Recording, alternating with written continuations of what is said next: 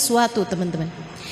Nah, untuk niat ini meskipun ia dasar, tapi dia punya dasar lagi. Niat tuh asas kan, dasar kan. Tapi si niat ini punya dasar lagi.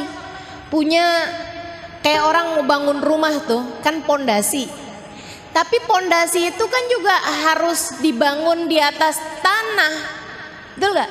Bikin pondasi di atas laut, terus di atas lumpur, ya goyang, bisa bertahan cuman berapa waktu aja, lama-lama hancur juga, gitu ya. Jadi niat itu pondasi. Nah, pondasi itu punya dasar lagi, punya tempat awalnya. Apa tuh tempat awalnya? Namanya persepsi kalau dalam istilah bahasa orang sekarang, atau namanya bahasa Indonesianya sudut pandang, gitu ya. Kalau dalam bahasa Arab namanya masyhad. Nah, ini sesuatu hal yang saya rasa salah satu dari yang terpenting yang diajarkan oleh guru kami Sayyidil Habib Umar bin Hafid. Dalam istilah kami para santri, seperti yang disampaikan Habib Umar bin Hafid, namanya masyhad. Atau kalau dalam istilah yang lebih familiar di telinga kita, namanya adh-dhann, namanya persangkaan. Ini yang katanya Nabi Muhammad SAW, khaslatan laisa fawqahuma syai'un minal khair, husnudzan billah wa husnudzan bi ibadillah, wa khaslatan laisa fihima syai'un minasyarr, su'udzan billah wa su'udzan bi ibadillah. Kata Nabi Muhammad, dua perkara, nggak ada lagi kebaikan lebih baik daripada dua perkara ini. Apa tuh Rasul? Dua sifat, kata Nabi.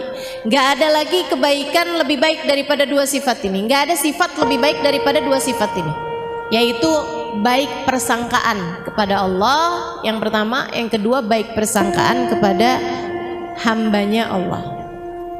Nah, Nabi sebut lagi khaslatan laisa fawqahuma syai'un minasyarr. Dua sifat, nggak ada sifat lebih buruk lagi daripada itu. Apa tuh Rasul? Su'udzan billah, su'udzan bi ibadillah. Buruk persangkaan kepada Allah, buruk persangkaan kepada Rasulullah. Itu. Jadi teman-teman sekalian, hal paling mendasar dalam hidup kita adalah niat. Tapi si niat itu juga punya dasar lagi gitu. Orang bisa punya niat baik kalau punya hal ini nih. Orang punya niat jelek kalau dia punya ini juga. Apa itu? Persepsi, cara pandang, gitu ya. Dzunun, persangkaan.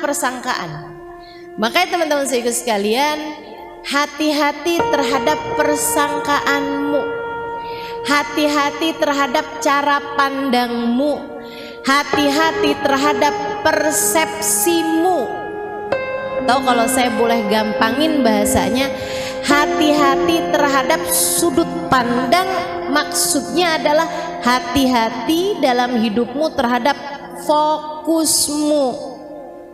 Kamu mau fokusnya kemana? Karena hidup ini dengan segala macam permasalahannya itu seperti mata uang, selalu punya dua sisi, positif, negatif. Nah, kamu maunya fokusnya kepada yang mana? Gitu. Itu tuh akan melahirkan niat, niat melahirkan tindakan, tindakan melahirkan perbuatan, perbuatan melahirkan kebiasaan, kebiasaan melahirkan karakter dalam hidupmu, menjadikan hidupmu ini hidup yang kayak gimana gitu. Semuanya tuh bermula dari niat, teman-teman saya sekalian. Kalau teman-teman lihat Halimah Al-Idrus punya karakter. Apa karakter saya? Ustazah. Kan begitu? Halo?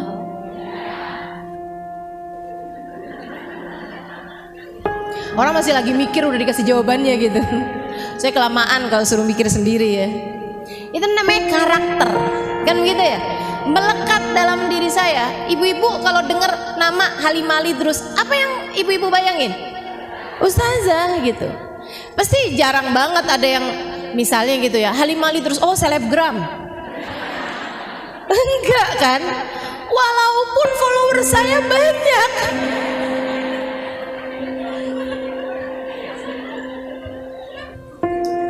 Walaupun follower saya di Instagram banyak, tapi nggak ada orang nyebut saya sebagai seorang selebgram. Nggak ada gitu. Orang tuh udah erat kaitannya Halimah Idrus ustazah gitu. Nggak ada orang nyebut saya kayak misalnya gitu ya, Halimah Idrus, oh YouTuber. Walaupun YouTube saya sampai sempet dihack gitu ya. Kalau nggak karena aktif di YouTube kan nggak sampai ada yang ngehack kan gitu ya teman-teman sekalian. Tapi nggak ada gitu orang nyebut saya sebagai YouTuber gitu. Orang nyebutnya Halimah Idrus adalah ustazah. Itu namanya karakter. Nah, kenapa saya jadi ustazah? Karakter itu terbentuk kenapa? Karena adanya kebiasaan. Apa kebiasaan saya? Mengajar. Iya kan? Kalau kebiasaan saya nyapu, orang gak akan sebut saya sebagai seorang selebgram, sebagai seorang ustazah gitu. Kalau kebiasaan saya adalah memasak misalnya gitu ya, saya bukan ustazah akan tetapi seorang koki. Bukan artinya saya nggak pernah masak, bukan artinya saya nggak pernah nyapu gitu ya, akan tetapi itu semua tidak menjadi sesuatu hal yang kebiasaan yang saya lakukan, kan begitu gitu ya. Karena saya punya kebiasaan mengajar, saya punya karakter ustazah, kan begitu. Nih ujungnya nih karakter ustazah. Nah, sebelum jadi sebuah karakter itu jadi kebiasaan dulu mengajar. Dari zaman kapan ustazah mengajar? Itu tadi tuh di Asofa aja 2003. Kurang lama apa saya ngajarnya. Dan itu bukan kali pertama saya ngajar di tempatnya Ustazah Fatimah Segaf nih teman-teman, yang waktu itu belum jadi ustazah gitu ya. Itu bukan kali pertama saya mengajar. Kapan kali pertama saya mengajar? Sebelum itu kapan? Tahun awal kali saya diminta mengajar itu justru oleh seorang perempuan yang saya rasa paling banyak mengubah hidup saya, Hubabah Nur bintil Habib Muhammad bin Abdullah Al-Haddar. Tahun 2000 doang.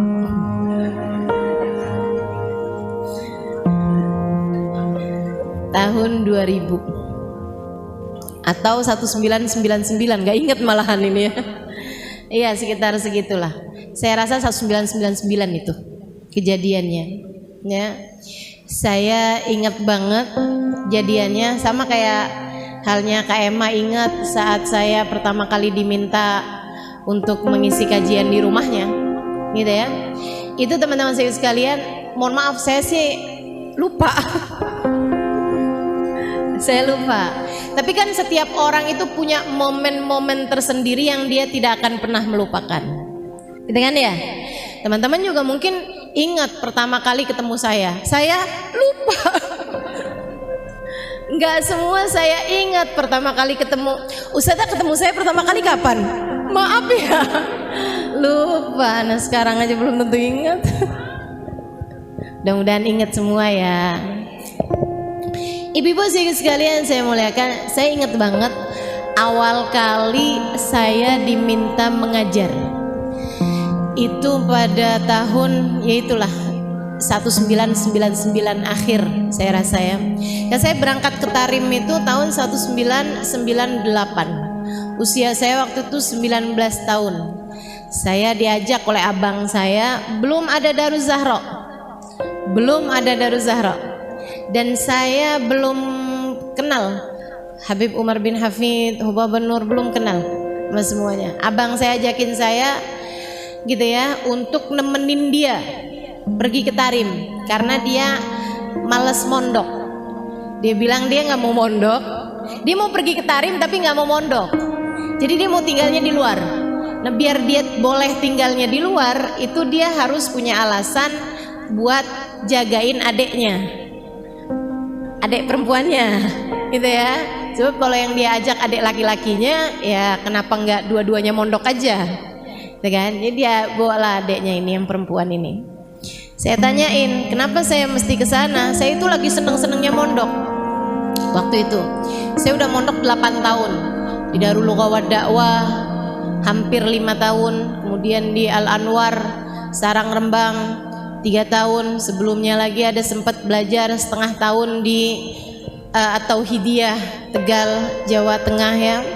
Nah, itu jadi saya udah mondok tuh udah lama gitu, udah 8 tahunan, seneng belajar ya, seneng belajar. Itu tadi tuh, itu tuh ya, namanya itu karakter teman-teman sekalian yang terbangun karena kebiasaan. Nah kebiasaan ini tadi terbangun karena awal mulanya adalah tindakan memutuskan diri untuk pesantren, gitu kan. Kemudian selama di pesantren saya punya kebiasaan belajar dan saya seneng sama kebiasaan tersebut. Lagi seneng-senengnya mondok di pondok pesantren, abang saya ajakin, udah memang mau lulusan itu ya. Dan saya juga nggak punya rencana mau pindah ke pondok mana atau mau ngapain gitu. Abang saya ajakin saya untuk belajar ke Tarim. Saya bilang, di Tarim ada apa bang? Iya sih, di Tarim tuh emang nggak ada pondok perempuan. Lah terus saya mau ngapain di sana?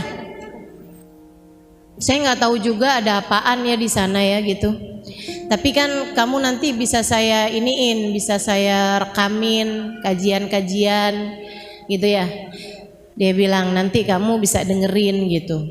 Tapi kayak nggak menjanjikan gitu ya. Saya jadi di Tarim tuh ngapain ya? Kamu bisa cuciin baju saya, masakin saya. Itu kayak agak jadi TKW bukan? Kayak nggak menjanjikan gitu. Dia bilang udah kamu bawa aja kitab-kitab kamu, jadi nanti kamu bisa pelajarin di sana. Lah kalau mau buat pelajarin aja kenapa jauh-jauh ke sana ya? Tapi terus dia ada satu kata yang membuat saya jadi oke, saya mau gitu nemenin dia ke Tarim.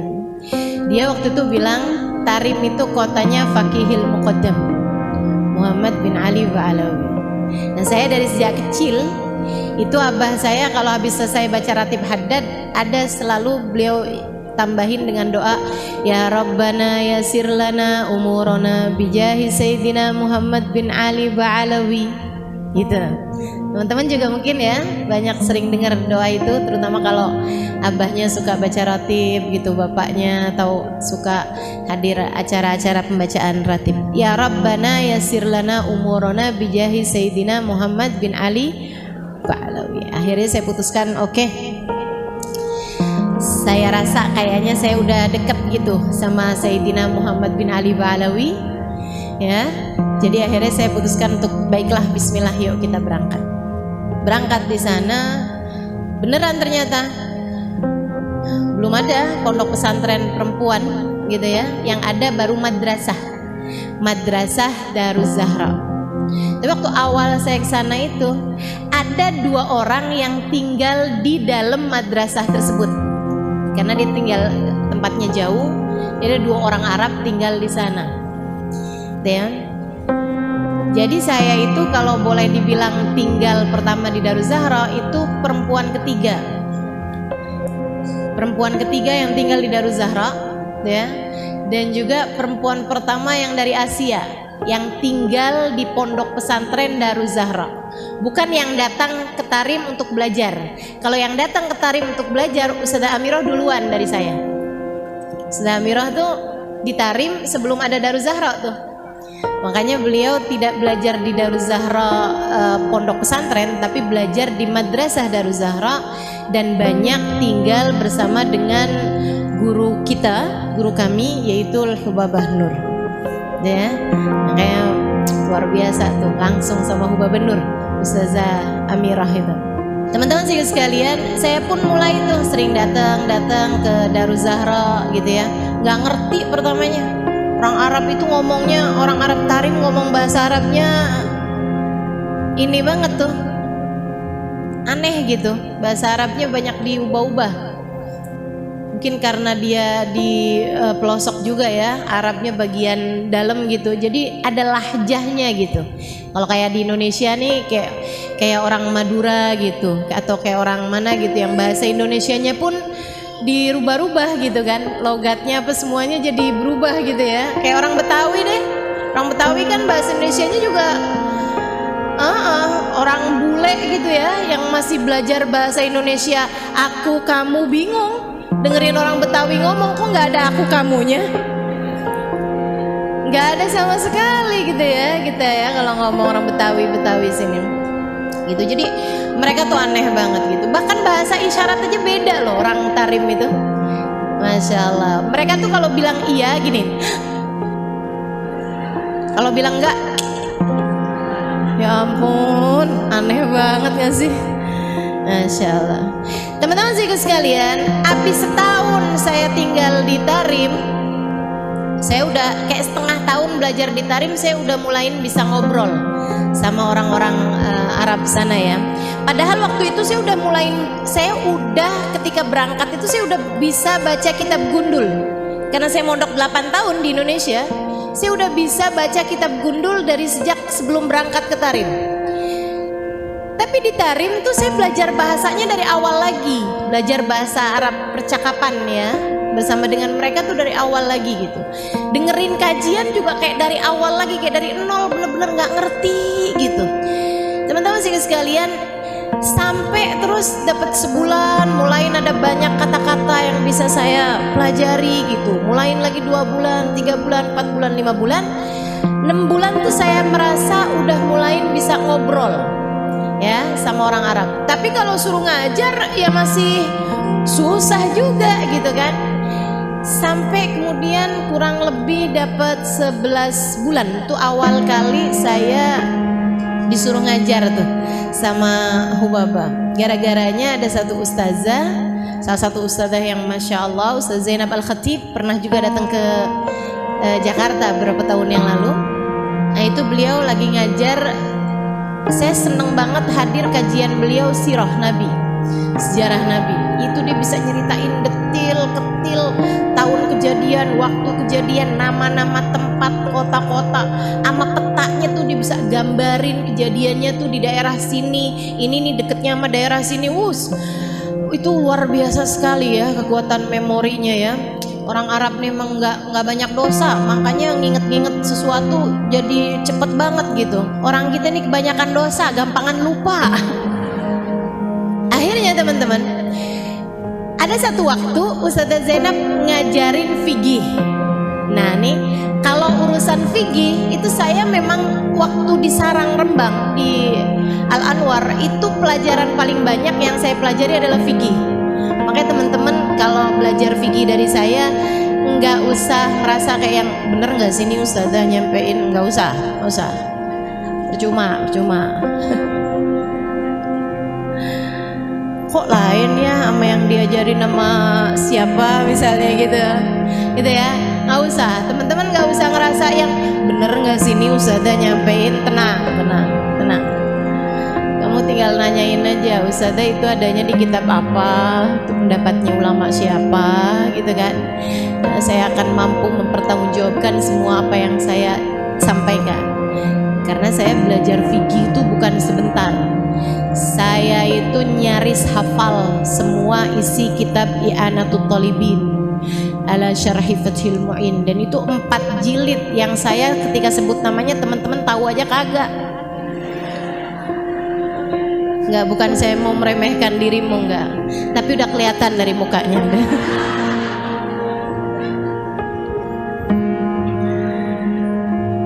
Jadi orang kalau belajar fikih itu di pondok-pondok pesantren tuh ada tingkatan-tingkatannya ya. Biasanya tingkatan yang paling tinggi tuh kitab namanya Fathul Mu'in. Nah kitab Fathul Mu'in tuh kitabnya sekian nih tebelnya, sekitar 1,5 cm lah ya kitabnya, ketebalannya. Itu tuh kalau udah kayak hafal isi kitab itu tuh lulus, udah. Nah, kitab Fathul Mu'in itu ada kitab syarahnya. Kitab syarah tuh kitab yang menerangkan maksud dari kitab Fathul Mu'in dan juga penjabaran pendapatnya ulama dan lain sebagainya mengenai hukum tersebut gitu. Nama kitabnya I'anatul Thalibin, 4 jilid segede-gede gini nih. Jadi kalau kamu bawa tuh segini. Itu saya hafal isi kitab I'anatul Thalibin waktu itu, zaman itu, umur saya 19 tahun. Jadi nggak usah khawatir teman-teman, kalau saya menyampaikan hukum kepadamu, saya akan mampu mempertanggungjawabkan semuanya. Kenapa Ustazah bisa hampir hafal semua isi kitab I'anatul Thalibin pada waktu itu? Karena saya senang belajar. Ya, senang belajar. Saya bukan orang yang rajin belajar. Saya hanya orang yang jatuh cinta pada ilmu. Saya senang belajar. Dan itu modal banget sih. Jadi kalau kamu punya anak gitu ya, apa hal yang harus kamu tanamkan kepada anak-anak kamu adalah rasa senang belajar. Rasa senang belajar, menjadikan belajar itu sesuatu yang menyenangkan gitu buat mereka. Itu bisa ditanamkan ya. Ketika mondok di Darul Lughah wa Dakwah awal kali itu, saya banyak ketemu sama orang-orang yang membuat saya terkagum-kagum dengan keilmuannya dan membuat saya jadi kayak yang saya kepengen nih jadi kayak mereka gitu. Dari situlah kemudian timbul rasa minat, keinginan untuk menjadi seseorang yang bisa menguasai banyak ilmu seperti mereka gitu. Kayaknya enak nih kalau saya pinter kayak gitu, enak nih gitu. Jadi akhirnya saya seneng belajar, saya seneng tahu sesuatu tuh, saya seneng banget. Balik lagi ke Tarim. Jadi akhirnya saya tinggal di Tarim tuh. Ustazah Zainab lagi ngajarin fikih. Ada satu pembahasan Ustazah Zainab. Ustazah waktu itu bahas masalah wudu teman-teman. Pas pembahasan tentang tartibul wudu, syaratnya wudu, rukunnya wudu, salah satunya adalah tartib. Tartib definisinya an la yuqaddam adu ala adu, gitu ya, tidak mendahulukan satu rukun dari satu rukun, tidak mendahulukan satu anggota tubuh dari anggota tubuh yang lain untuk dibasuh. Gitu, mesti yang muka dulu, habis muka selesai baru tangan. Jadi kalau teman-teman wudunya itu di pancuran, terus bilang kayak gini nih, nawaitul wudu li rafil hadasil asghar la ilaha illallah, Allahu akbar, sekalian semuanya gitu. Gitu ya, itu nggak sah, yang sah cuman mukanya doang gitu. Nah, habis selesai kajian itu Ustazah Zainab ditanyain tentang orang yang nyelam, tentang orang berenang. Kalau orang nyelam gitu kan, niat nih pas lagi nyelam pertama tuh nawaitul wudu lillahi ta'ala gitu, nyelam doang tuh set gitu, habis itu terus berdiri lagi gitu kan, maksudnya habis itu terus mentas gitu dari air gitu. Itu berarti wudunya sah nggak Ustazah gitu? Ustazah Zainab bilang nggak sah, yang sah cuman mukanya doang. Habis muka terus tangan gitu. Saya dengernya nggak gitu. Jadi saya pulang, saya bukain tuh kitab-kitab yang saya punya. Dari I'anatul Thalibin, ada lagi Baijuri dari tulisannya Syekh Ibrahim Al-Baijuri, ada lagi kitab namanya Al-Ighna, ada lagi kitab namanya Bujairami gitu. Beberapa kitab-kitab besar yang saya punya tuh saya buka-bukain bab tentang inghimas, tentang nyelam gitu ya. Pembahasan ulama nyelam, kalau semua nyelam itu kan semua badan kita kan basah dengan air, walaupun hanya sepersekian detik gitu ya, itu wudunya langsung sah. Sebagaimana mandi juga langsung sah, meskipun hanya sepersekian detik kalau dibarengi dengan niat. Kenapa? Karena katanya mereka iya sulut tertib bidaqaik gitu ya, sudah hasil tertib itu walaupun dengan hanya sepersekian detik gitu, udah jadi tuh, udah cepet bilahadat gitu, udah jadi gitu. Itu pembahasan para ulama. Saya tulis semuanya tuh. Saya tulis pendapatnya para ulama di kitab ini gimana, pendapatnya para. Jadi semua pendapat-pendapat ulama tuh saya tulis. Jadi saya satu makalah mengenai hukum inghimas. Hukumnya menyelam tadi itu ya, dalam hal keabsahannya wudu. Besokannya saya kasih lah itu kertas itu tadi yang udah jadi kayak makalah berlembar-lembar kepada Ustazah Zainab. Saya udah kenal sama beliau sekitar setahunan ya. Jadi saya bilang, Ustazah, ada hal yang mau saya sampaikan Ustazah. Dia bilang apa itu Halimah? Buka gitu kan. Saya bilang ini. Beliau buka gitu. Terus dia baca gitu. Terus dia gini. Tilli katabti. Saya bilang iya. Dia bilang kamu yang nulis ini. Saya bilang haa. Tifahim tilli katabti. Dia bilang kamu paham nih yang kamu omongin, yang kamu tulisin kamu paham. Saya bilang iya. Kamu paham gitu yang kamu tulisin? Saya bilang iya saya paham. Terus beliau bilang begini nih, jazakillah khair, jazakillah khair. Dia tuh kayak sambil ngeliatin muka saya gitu, kayak yang ini iya nggak sih gitu ya. Saat itu usia saya masih 19-an tahun, ya hampir 20-an tahun ya. Dan saya itu kurus kering, bibir pecah-pecah, susah buang air besar, iklan larutan. Tapi emang saya kurus banget teman-teman saya sekalian. Berat saya waktu itu 38 apa gitu, dengan setinggi ini ya. Jadi saya benar-benar tulang berbalut kulit gitu. Saya sampai suka digodain sama abang saya. Kata abang saya, untung kamu nih punya kulit, kalau nggak punya kulit tulangnya berantakan. Ya Allah, sian bener. Akhirnya besokannya pas waktu istirahat siang, dia bilang gini sama saya, Halimah, dia bilang, saya bilang lebih Ustazah Zainab. Dia bilang, Halimah, Hubaba Nur da'atki, Hubaba Nur manggil kamu gitu. Kenapa nih ya? Kamu dipanggil Hubaba Nur, kamu diminta buat datang ke rumahnya Hubaba Nur. Ya ampun, tuh saya deg-degan. Ada apa nih? Ya ampun, ada apa nih gitu. Saya datang ke tempatnya Hubaba Nur jam-jam 10-an ya, setengah 10 gitu. Saya masuk ke rumahnya. Di sana tuh rumahnya orang Arab tuh pintu masuk laki-laki sama pintu masuk perempuan tuh beda pintu. Jadi hati-hati kalau datang ke Tarim gitu ya. Datang ke rumahnya orang tuh jangan asal masuk pintu rumah gitu.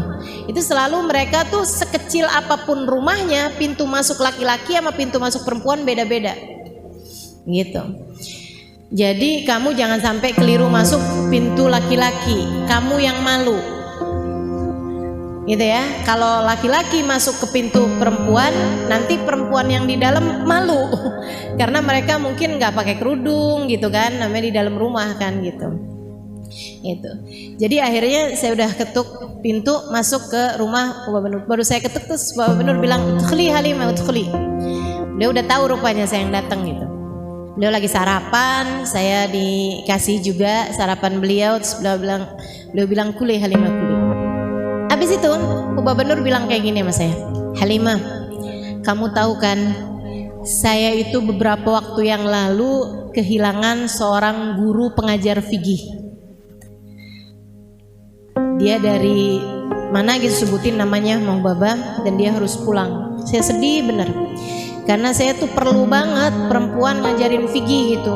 Saya akhirnya jadi minta sama Allah, saya jadi doa, saya minta ya Allah, jangan biarkan saya sendirian dalam jalan dakwah ini.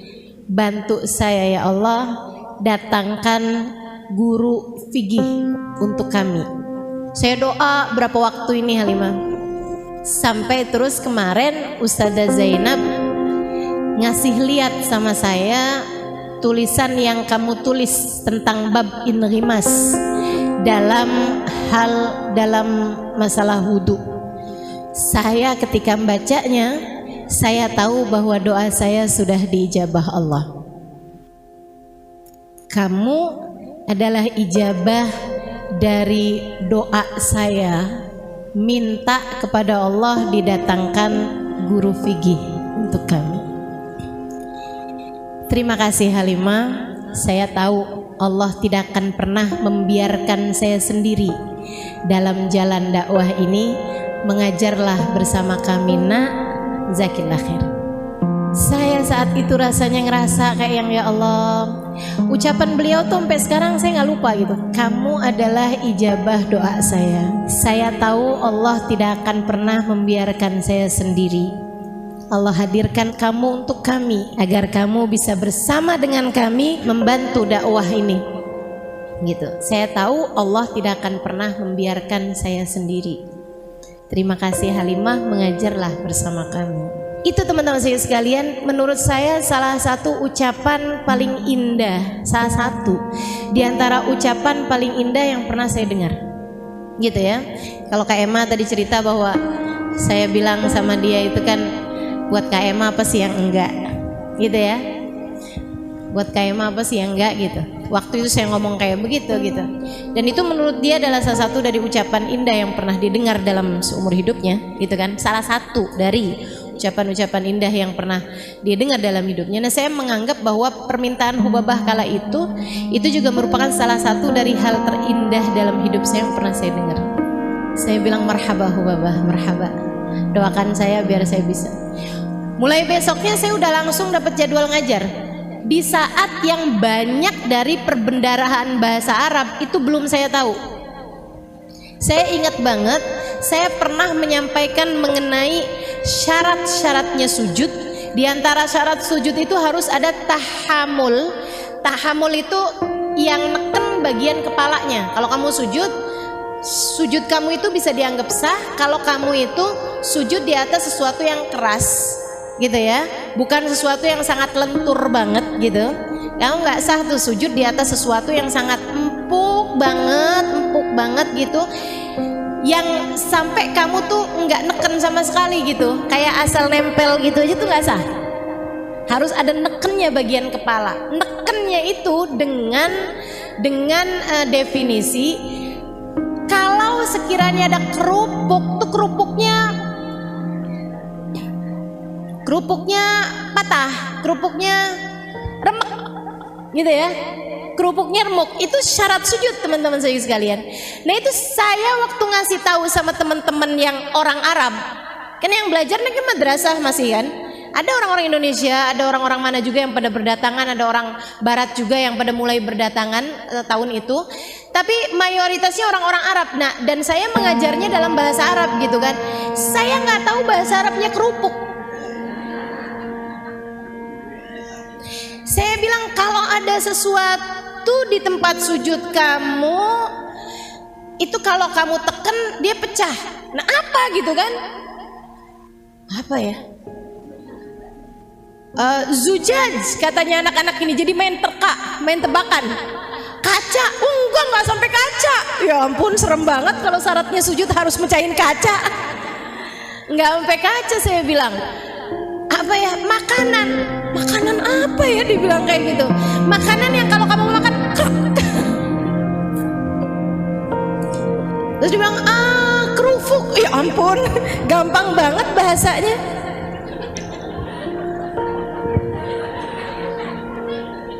Tahu gitu kan, saya tinggal ngomong kerupuk mereka ngerti ya. Kerubu dia bilang gitu, ya ampun tinggal dirubah doang, paknya jadi bak. Bahasa Arabnya kerupuk adalah kerubuk.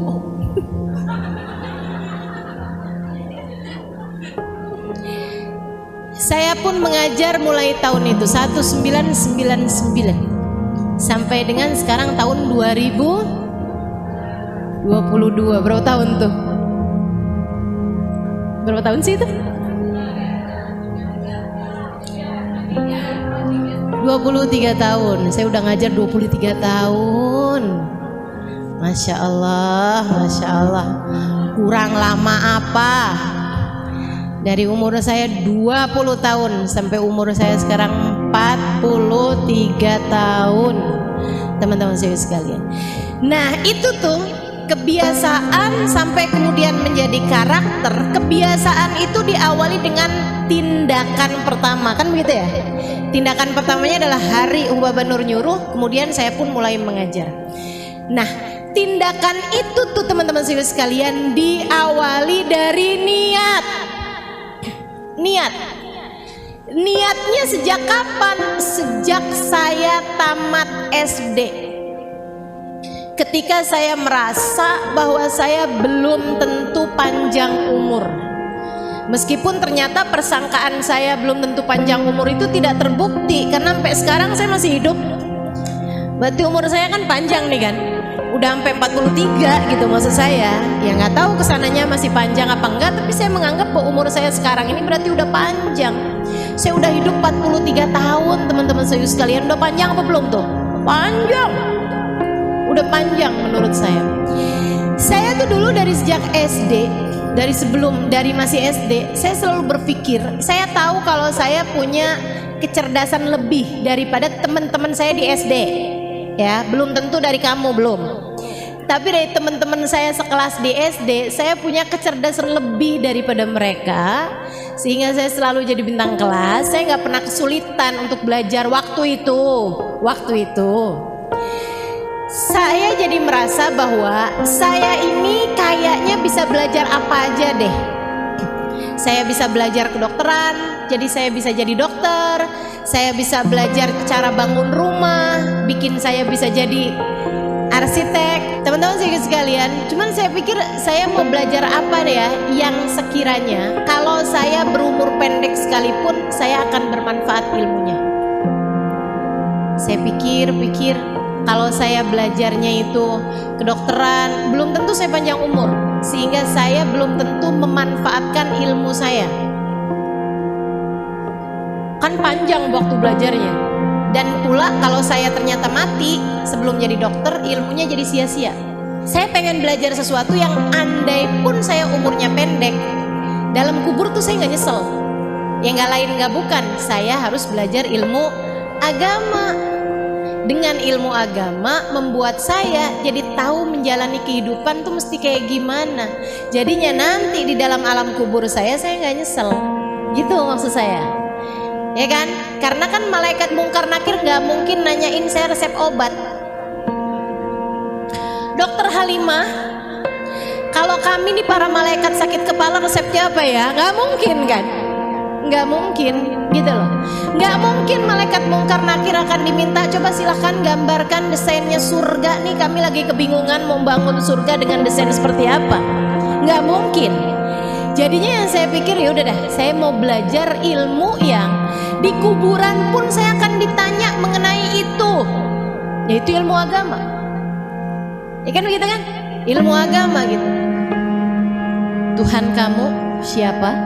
Dan itu kan bukan dijawab pakai lisan, akan tetapi pakai hati. Ini saya kepengen gimana caranya biar Tuhan saya tuh meresap ada dalam hati saya seumur hidup saya.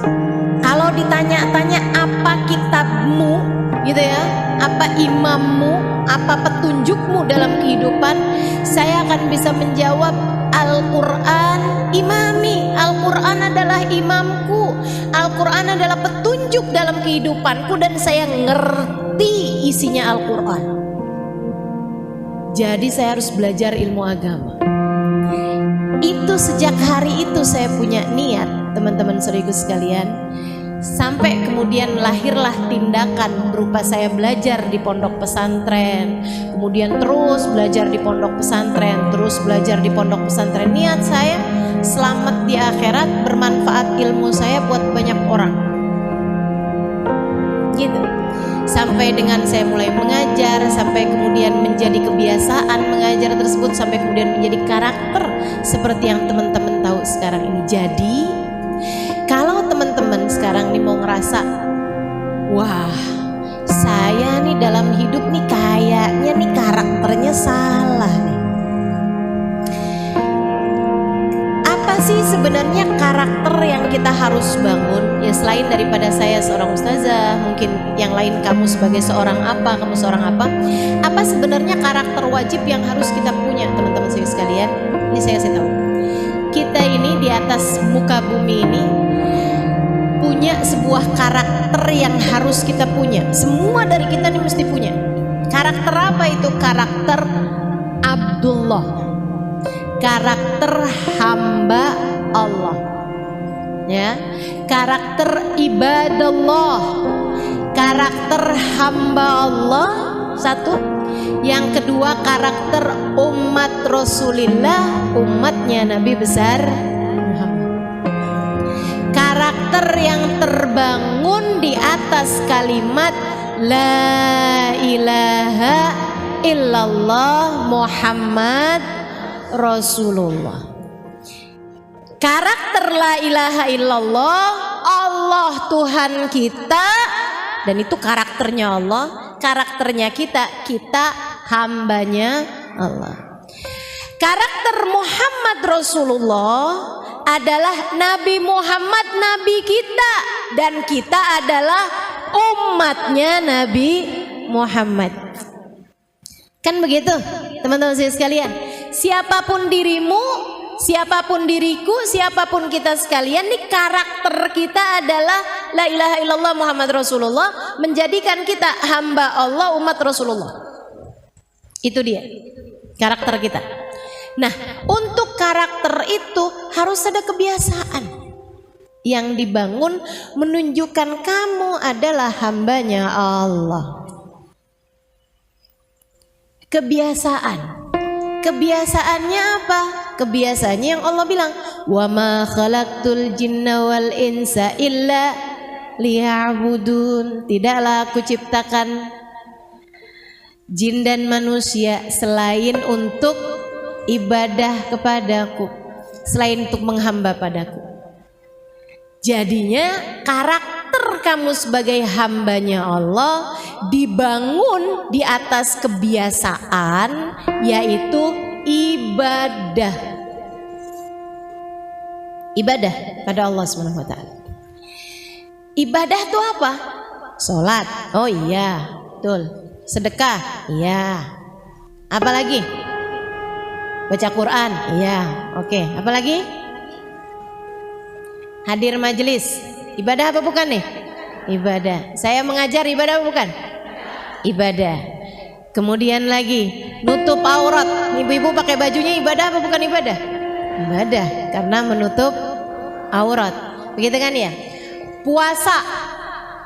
Ibadah, gitu kan ya? Di saat kamu lagi puasa, makan sahur, ibadah bukan? Makan buka, ibadah bukan? Ibadah.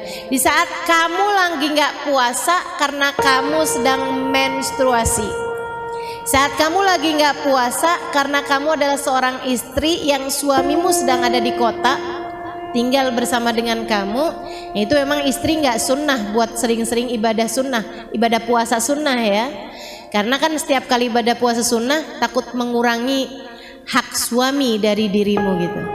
Nah, kamu ketika nggak lagi puasa karena Allah, karena kamu melaksanakan perintah Allah untuk suamimu, dan karena kamu memang sedang dalam keadaan menstruasi misalnya, berarti kamu nggak puasa, ibadah apa bukan?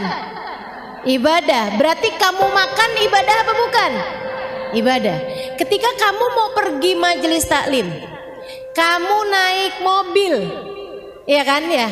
Mobilmu ini kemudian kehabisan bensin, kamu isi bensin, ibadah apa bukan? Kenapa bisa ibadah?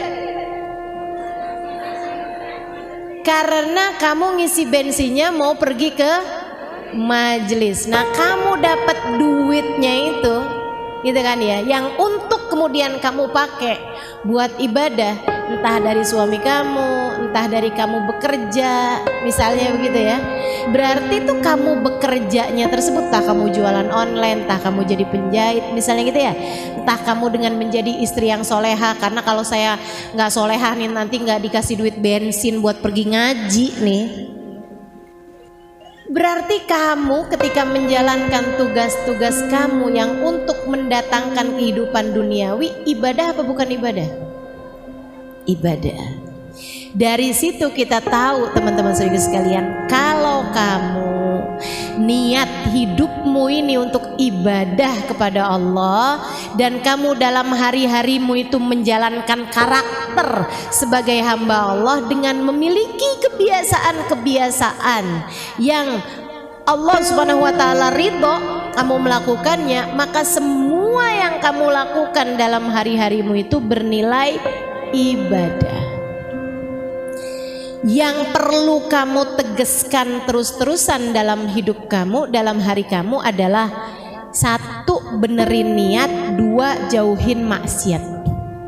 itu melahirkan kebiasaan yang bagus. Dua hal tersebut teman-teman sekalian, melahirkan kebiasaan yang bagus itu dengan dua hal tersebut itu. Yang pertama jauhin dosa, yang pertama benerin niat, yang kedua jauhin maksiat, jauhin dosa. Gitu ya. Dua hal itu kalau kamu kerjain terus-terusan gitu, semua yang kamu kerjain tuh bisa jadi taat. Semua yang kamu kerjain bisa jadi ibadah, dan itu enaknya jadi hambanya Allah.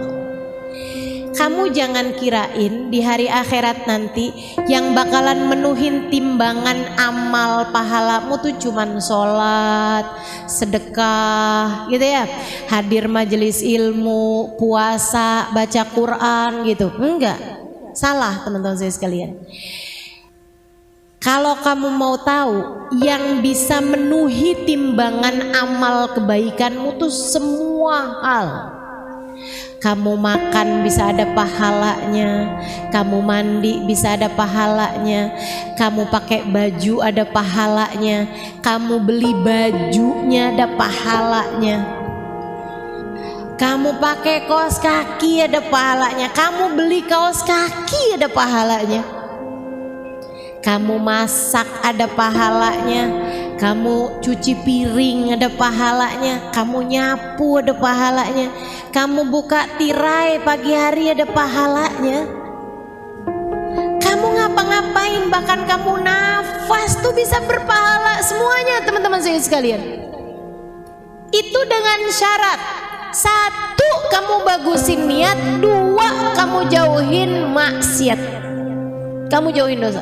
Semua yang kamu kerjakan bisa ketulis di dalam catatan amal ibadah kamu nantinya. Jadi begitu ditimbang gitu kan ya, timbangannya nih bukan cuman urusan kebaikan-kebaikan sholat apa segala macem. Nah kalau urusannya kayak begitu pahala kita dikit loh. Betul apa enggak? Ibu kalau yang ditimbang di timbangan amal kebaikan tuh cuman sholat, emang kamu sholat berapa rakaat?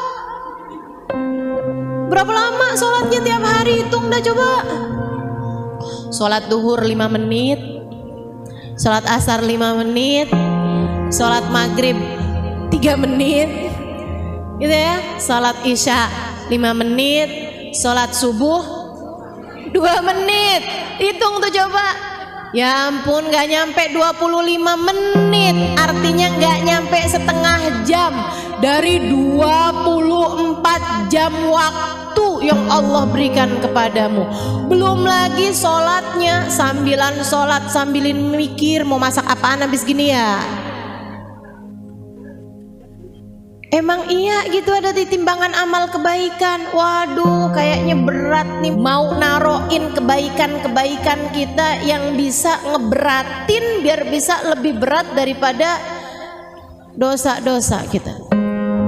Gimana caranya nih biar bisa ngeberatin timbangan amal kebaikan? Jadikan semua perkara mubahmu sunnah. Ini pesan dari Sayyidil Habib Umar bin Hafid. Kata Habib Umar bin Hafid, al-mu'min ma yaf'alul mubah. Orang yang beriman tuh nggak ngerjain perkara mubah. Kok bisa gitu, Bib? Ya ngapain kamu ngerjain mubah? Kalau mubah itu bisa bernilai pahala ketika kamu ngebagusin niat dan ngebagusin caranya. Beliau gitu, kamu bagusin niat, kamu bagusin caranya, itu jadi berpahala teman-teman. Kamu makan, niat makannya biar nggak lemes hadir majelis. Saya niat makannya biar saya nggak lemes kalau ngajar. Ibu-ibu, kalau saya nggak makan-makan, saya lemes loh. Emang dikirain kalau saya nggak makan-makan nggak lemes? Gitu ya, lemes saya. Tapi ibu-ibu harus tahu nih ya, harus tahu juga nih. Saya sering banget ditanya, Ustazah kok nggak pernah badannya nggak pernah XXL gitu. Meskipun sekarang ini udah M mengarah ke L ya ini ya. Dulunya saya SS. Dulunya. Ya kebayang aja gitu. Tinggi segini, berat badan saya 38. 39, 40 gitu kan. Aduh udah tinggal tulang aja tuh. Kalau teman-teman tanya sama saya kayak gitu ya, saya kasih tahu jawabannya. Karena saya nggak bisa ngajar dalam keadaan kenyang. Saya susah konsentrasi mengajar dalam keadaan kenyang. Makanya saya menghindari makan sampai kenyang sebelum majelis. Jadi saya nggak berani makan kenyang sebelum majelis. Makanya saya nggak pernah XXL. Nah tiap hari ngajar. Jadi saya setiap kali makan nih, ya ampun nih kalau kenyang saya susah konsentrasi. Jadi saya kurangin lagi nasinya. Gitu. Masa kayak begitu saya nggak jadi ibadah? Ibadah dong. Malaikat mau nggak nyatet sebagai ibadah kan nggak enak, ya ampun dia nih sampai padahal masih lapar loh. Sian. Dia nih padahal masih lapar tapi dia nggak mau makan banyak-banyak. Soalnya dia bilang katanya kalau dia makan banyak dia nggak bisa ngajar. Kesian dah kita tulis pahala banyak-banyak dah. Gitu. Teman-teman saya sekalian yang saya muliakan, kalau kamu nggak makan, kamu lemas. Kamu makan, makanmu bernilai ibadah. Karena kamu niat dengan makan tersebut biar nggak lemes ngerjain taat. Apalagi kalau makan kamu itu ditambah dengan adab-adabnya makan. Adabnya makan yaitu tadi, sebelum kenyang udah berhenti. Adabnya makan pakai tangan kanan. Adabnya makan sambil duduk, nggak sambil berdiri, gitu kan ya. Adabnya makan diawali dengan bismillah, diakhiri dengan hamdalah, dikunyah dengan baik makanannya, kan gitu ya. Kemudian kan kita juga makannya nih ngindarin yang nggak jelas kehalalannya. Mau kelihatan seenak apapun, kalau ternyata itu adalah BABI, kita nggak akan mau sentuh, betul apa enggak? Wih, kelihatannya enak banget, ya ampun. Wih, enak banget nih. Ini daging apaan nih? Sapi? Bukan, Mbak. Apaan ya? Tapi ini babinya babi halal, Mbak. Kenapa kok bisa halal? Disunat. Babinya disunat. Masya Allah.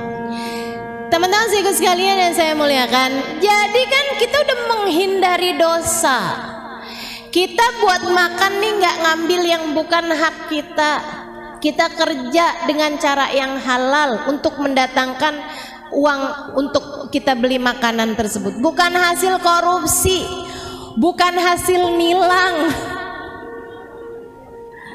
bukan hasil ngambit duit di saku suami. Kita dapetin makanan tersebut dengan uang halal. Kita beli pakai uang halal makanannya. Makanannya halal. Kita makannya dengan adab-adab yang disunahkan oleh Nabi Muhammad. Niat makannya biar enggak lemes untuk mengerjakan ibadah kepada Allah. Pahala, teman-teman. Kamu makan berpahala dan dosa-dosa berguguran dari tubuhmu itu. Makanannya jadi sumber energi kebaikan. Makanya kalau kamu bilang saya kok berat banget ya mau mengerjakan kebaikan gitu, kamu liatin makananmu tuh mungkin ada yang haram. Apanya yang haram ya? Mungkin bukan makanannya haram, tapi dapatnya dari hasil yang haram. Hati-hati teman-teman, coba liatin aja di sekeliling. Yang pada korupsi, yang pada jadi pejabat tapi yang zalim sama rakyat, gitu ya. Atau yang jadi, mohon maaf, yang jadi polisi tapi suka nilang orang, gitu kan ya. Bu, bukan apa masalahnya? Ada nggak orang yang ditilang ikhlas? Jarang loh. Betul apa enggak? Alhamdulillah kena tilang. Ya Allah seneng banget, saya mau ngasih polisi. Ada yang begitu? Nggak ada, nggak pernah lihat saya. Mesti orang tuh kalau udah ketemu ini kan polisi kan, astagfirullah, kok deg-degan ya rasanya ya. Apakah ini yang dinamakan jatuh cinta? Masya Allah. Nggak ada yang ikhlas tuh, kalaupun juga ngeluarin duit, ya ampun, nggak ada yang ikhlas. Udah apalagi ditambah dengan hadis ar-rashi wal murtashi finnar, yang nyuap dan yang disuap masuk neraka. Serem banget, serem banget. Jadi teman-teman sekalian yang saya muliakan, kalau uangnya itu hasilnya halal, insya Allah semuanya bakal gampang ngerjain ketaatan. Makanya kalau kamu mau benerin hidup kamu tuh, salah satu dari yang harus kamu benerin biar taat yang dikerjakan adalah penghasilannya juga mesti halal. Teman-teman sekalian, liatin aja di sekeliling kamu, kalau ada orang berpenghasilannya haram, apalagi pakai judi, apalagi pakai pinjol, pinjaman online tuh, kamu pikir nggak haram? Ini mana dia nih yang suka pinjol nih? Ya ampun, buka YouTube sekarang iklannya pinjaman online semua. Astagfirullah, astagfirullah. Riba teman-teman.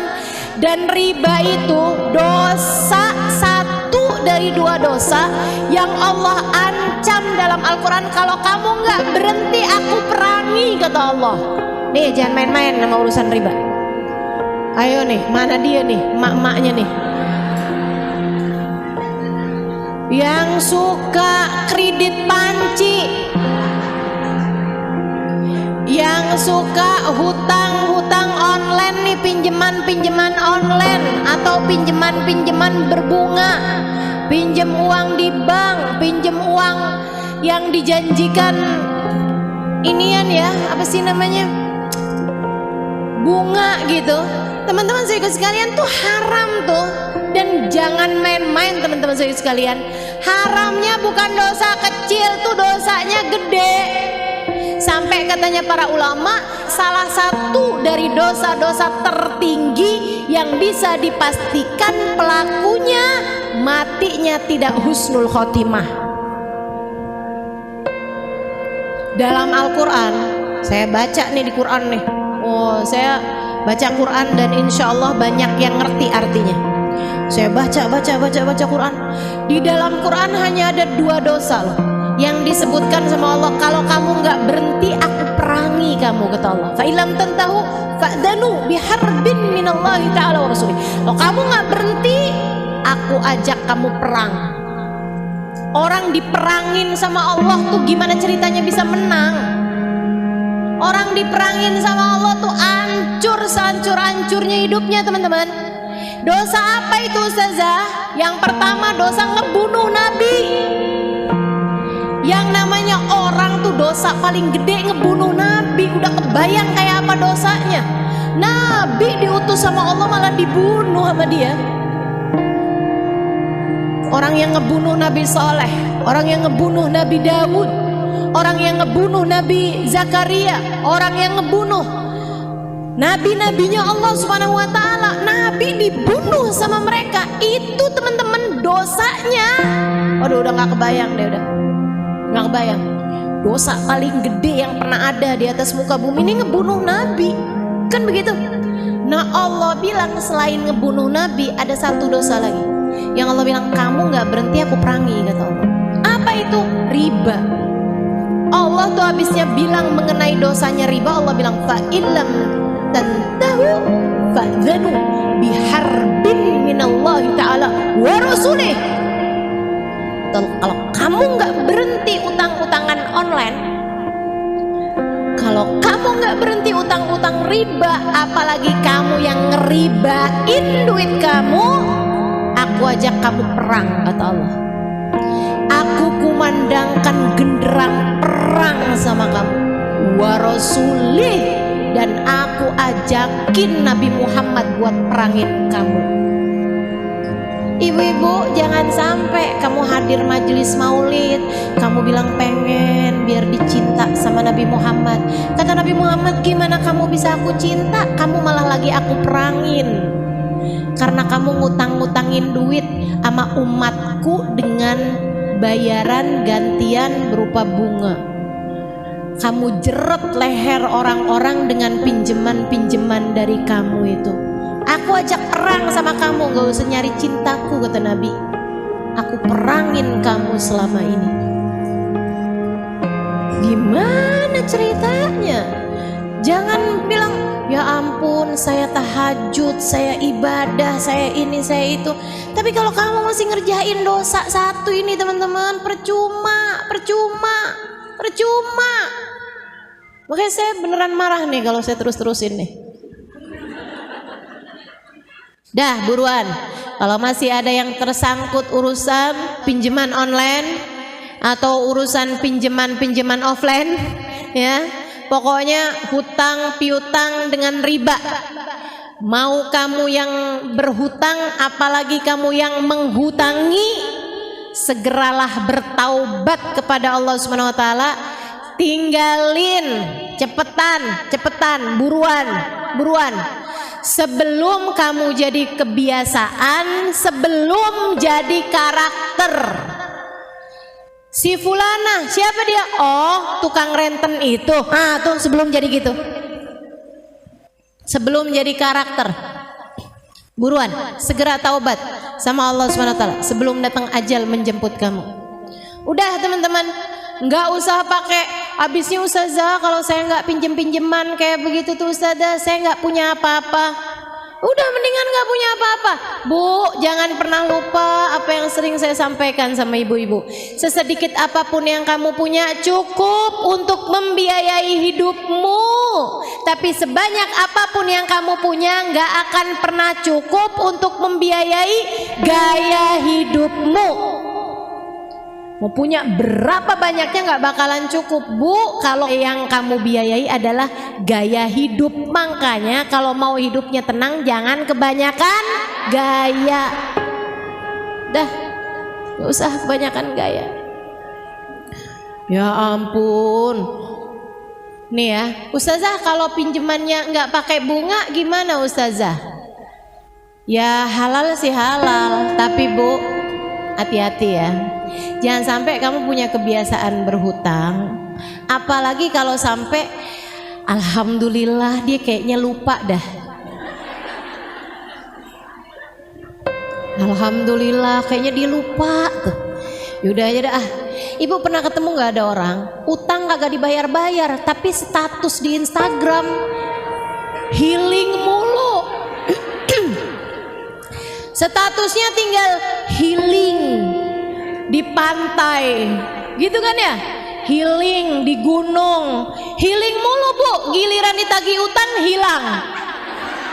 Ada tuh yang modelannya kayak gitu. Ada apa nggak? Mana orangnya? Mau lihat saya nih orang yang mana nih? Masya Allah nggak hadir ya.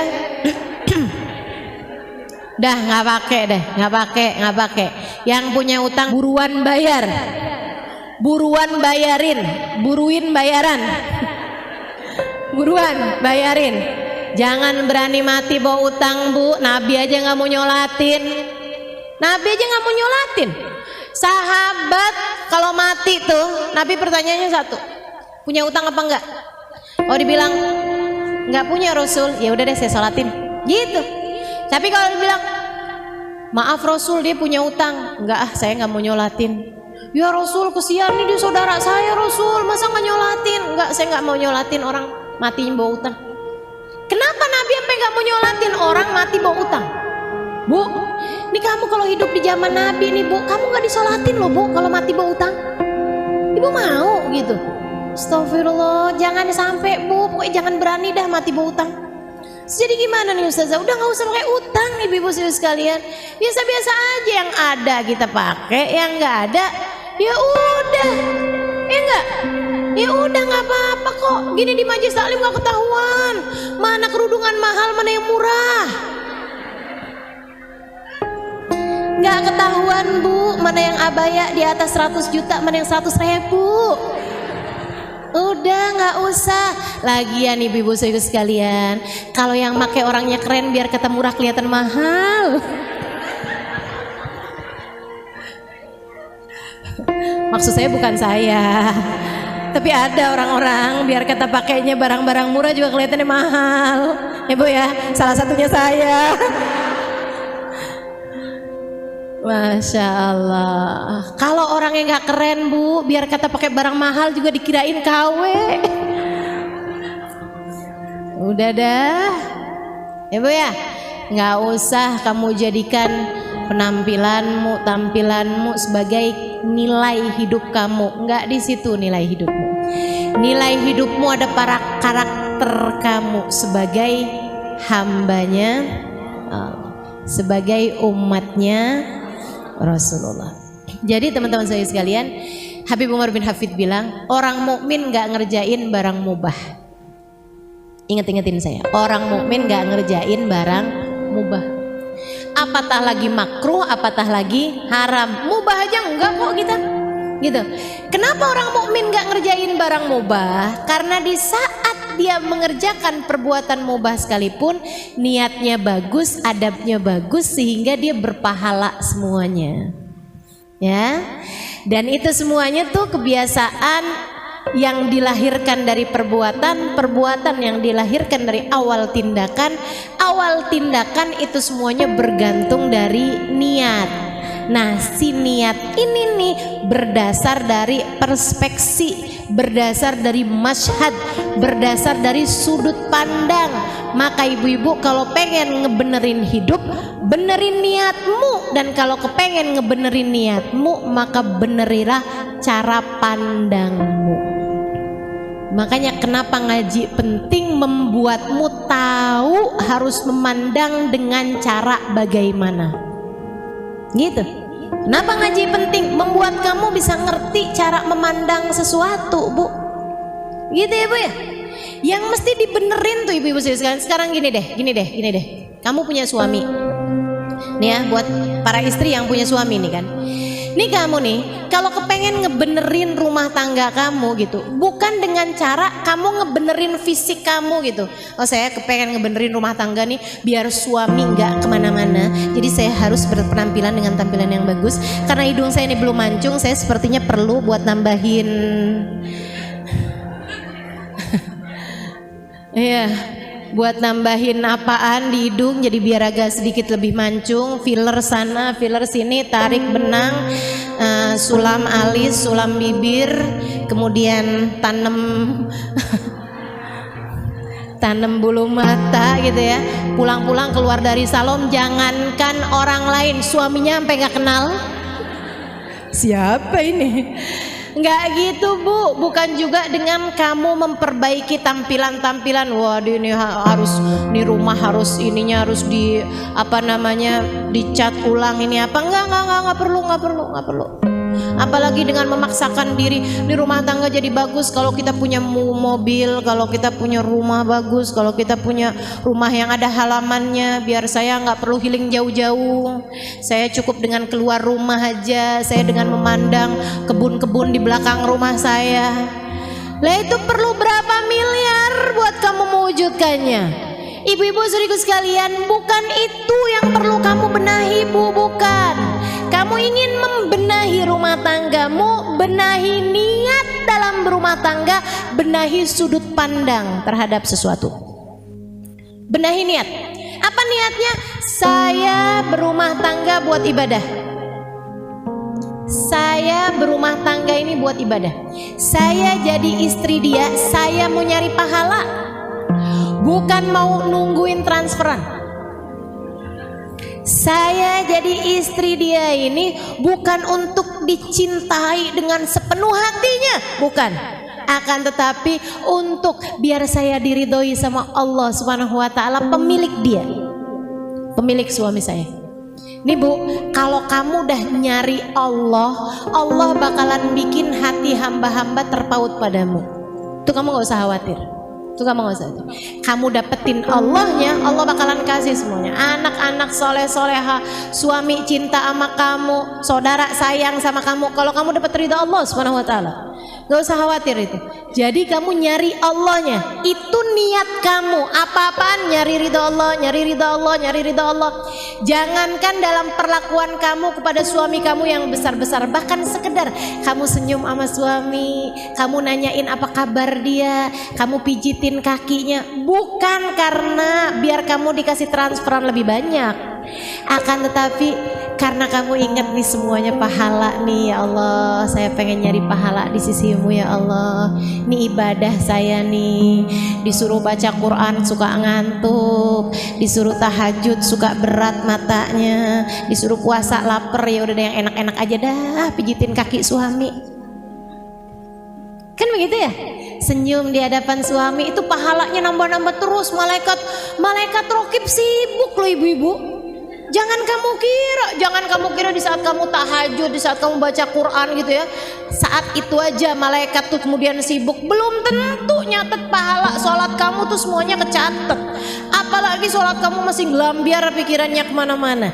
Tapi di saat suami kamu lagi datang, kemudian kamu senyumin, apa kabar, gimana tadi di luar, kok kamu senyum-senyum gitu, seneng jadi bini abang.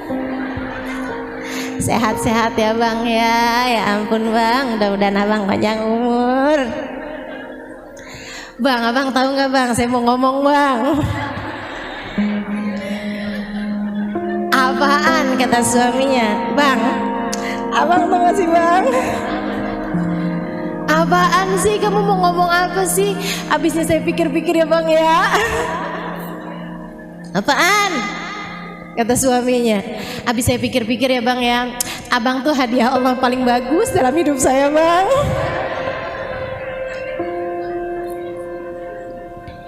Bu, kamu kayak gitu, kamu bicara seperti itu, kamu menyenangkan hati suamimu seperti itu, malaikat rokib sibuk nyatet pahalanya.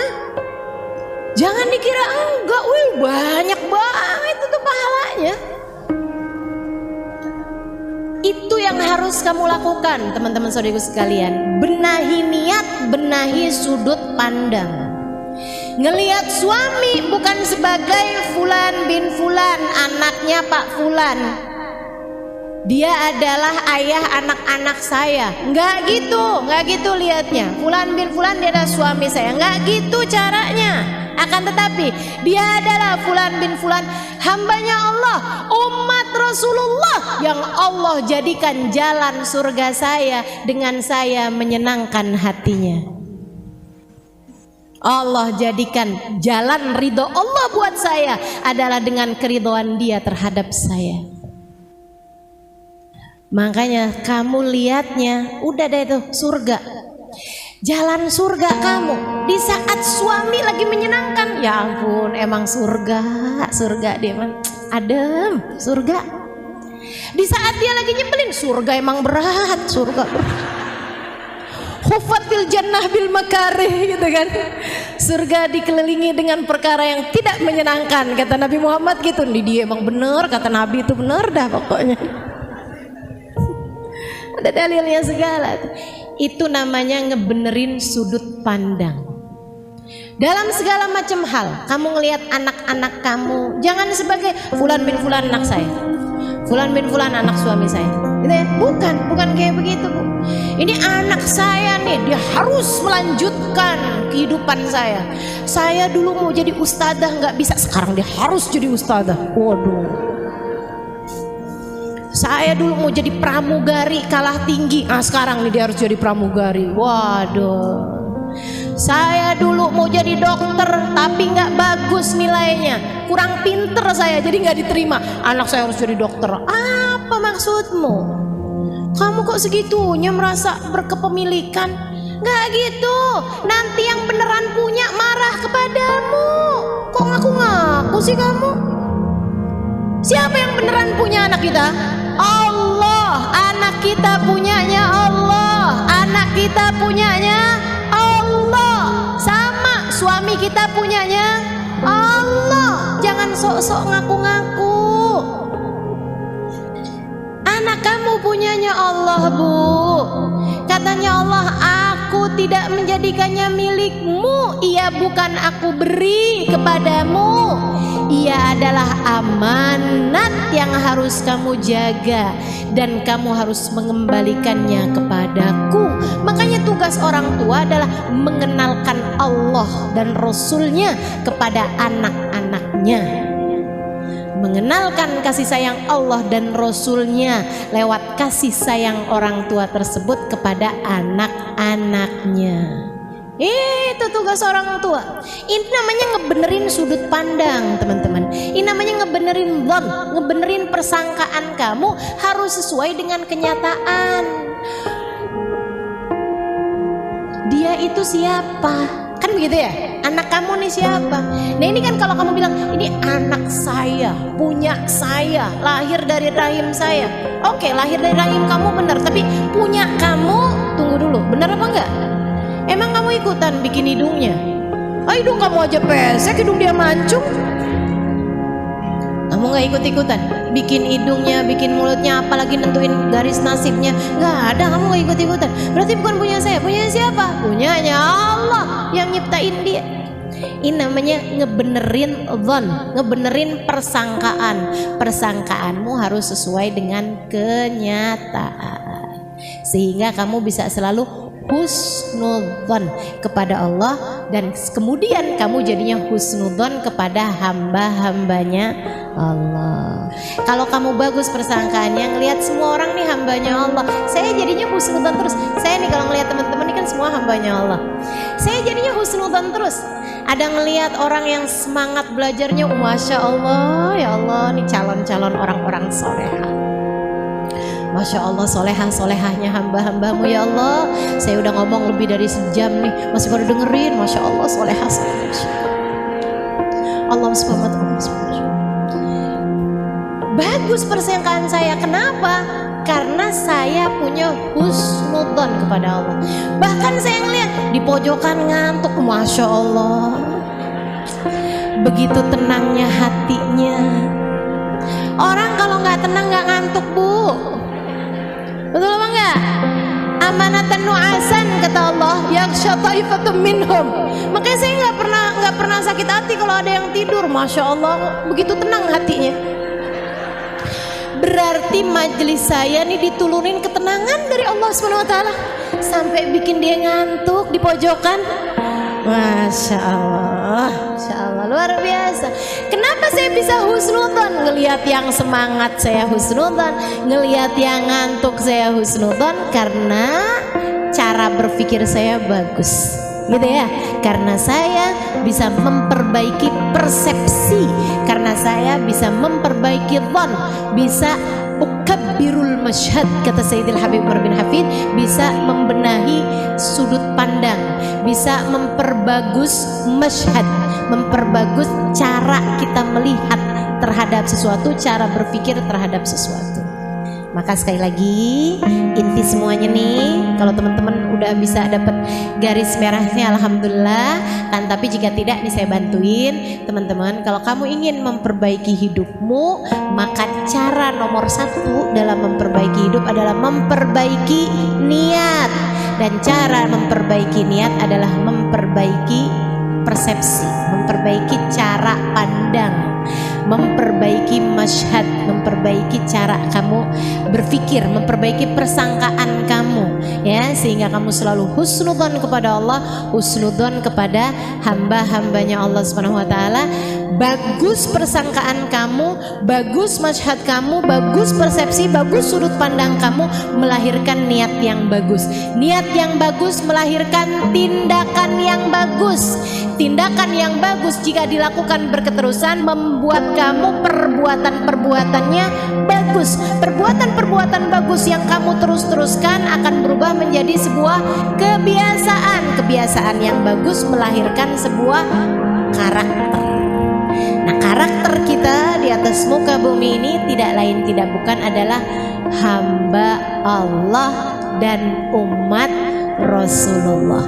Kita bawa itu terus sampai kita mati, sehingga kelak di dalam kubur kita, di akhirat kita tidak akan pernah jauh-jauh dari rahmatnya Allah, tidak pernah jauh-jauh dari syafaat Nabi Muhammad SAW, tidak jauh-jauh dari surga Allah, tidak jauh-jauh dari kebersamaan dengan baginda Nabi besar Muhammad sallallahu alaihi wasallam. Rabbana dhalamna anfusana wa illam taghfir lana wa tarhamna lanakunanna minal khasirin. Rabbana atina fid dunya hasanah fil akhirati hasanah wa qina adzabannar. Dawam subhanakallahumma wa tahiyyatuhum fiha salam. Akhiru da'wana anil hamdulillahi rabbil alamin wa ila hadratin nabi al-fatihah. A'udzubillahi minasyaitonir